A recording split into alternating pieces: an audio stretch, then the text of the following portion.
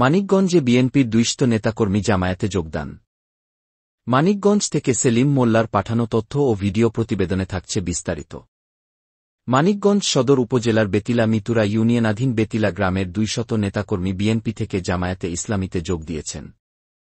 শনিবার ২৫ অক্টোবর এশার নামাজের পর অনুষ্ঠিত এক সভায় বেতিলা মিতুরা ইউনিয়ন বিএনপির সেক্রেটারি মোহাম্মদ ইদ্রিস আলী ও মোহাম্মদ চান মিয়ার নেতৃত্বে জামায়াতে ইসলামী মনোনীত মানিকগঞ্জ ৩ আসনের এমপি প্রার্থী অধ্যক্ষ মাওলানা মোহাম্মদ দেওলার হোসাইনের হাতে ফুলের তোড়া দিয়ে যোগদান করেন।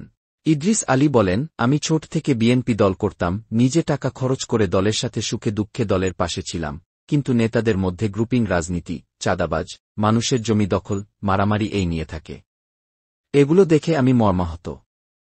তাই আমি এবং আমার সকল নেতাকর্মীদেরকে নিয়ে জামায়াতে ইসলামীতে যোগ দিচ্ছি। তিনি আরও বলেন, আমরা মানুষ, আমাদের মরতে হবে, তাই আল্লাহ দ্বীনের পথে, যারা কোরআন সুন্নাত মোতাবেক দেশ পরিচালনা করবে, দেশকে সন্ত্রাস নৈরাজ্য, চাঁদাবাজ, ঘুষ দুর্নীতি, মারামারি, হানাহানি থেকে শান্তিময় দেশ গঠন করতে চায়, সেই জামায়াতে ইসলামীর আদর্শ বুকে ধারণ করে বাঁচতে চাই। বিভিন্ন দলের গুরুত্বপূর্ণ ব্যক্তিবর্গ আজকে জামাতের আদর্শ অনুপ্রাণিত হয়ে আপনারা সকলের এমপিকে ফুলের তোড়া, এমপি পদপ্রার্থীকে ফুলের তোড়ার মাধ্যমে জামাত ইসলামকে সমর্থন করলেন। এই জন্য আমরা জামাত ইসলামের পক্ষ থেকে আপনাদেরকে মোবারকবাদ জানাচ্ছি।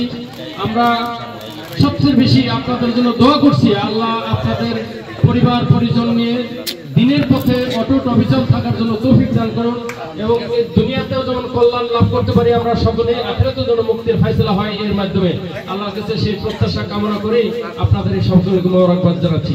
সম্মানিত উপস্থিতি, আপনারা যারা